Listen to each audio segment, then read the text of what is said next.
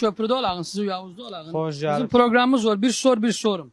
Sor, Ben buyur. sorum, sorum. Sen sor. Ben sorum. Ha inşallah da para. Birine ağzı var, ne dili konuşuyor bizim gibi. Ağzı var ne dili? Konuşuyor bizim. Beşer de. Yok. Bizim kimin konuşuyor? Basın ağzı var, ne dili. Bilmem. Bir düşün. Bayan bayan. Vallahi tapma.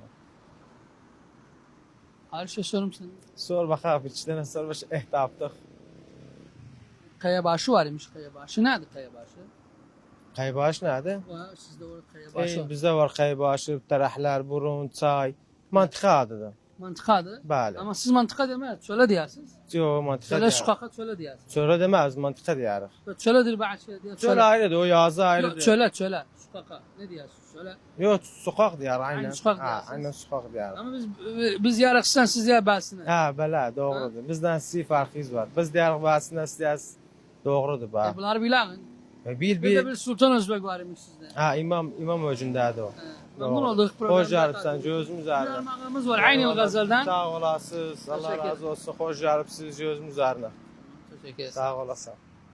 Necesin? Eysen hayatım. Necesin? Mektepte nedesin mektepte? Valla iyi de elhamdülillah. Gelir iyi gelir. Ha iyi Pazar. gelir.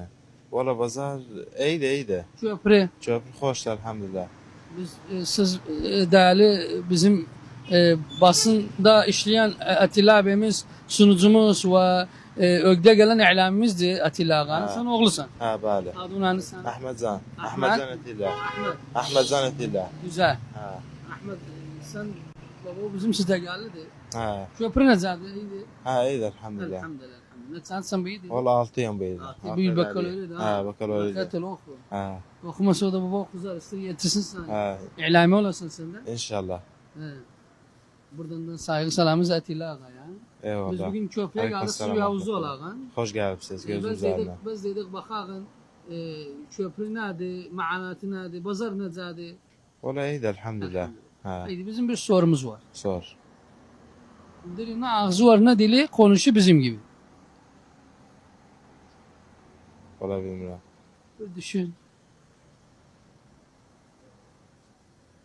Ne ağzı var ne dili konuşu bizim gibi. Valla bir şey gelmiyor aklıma. Yani Eyvallah. memnun olduk. Hoş Bir geldiniz. armağanımız var. Aynı Gazel'den sana armağan. Eyvallah. Teşekkür ederim. Memnun oldum.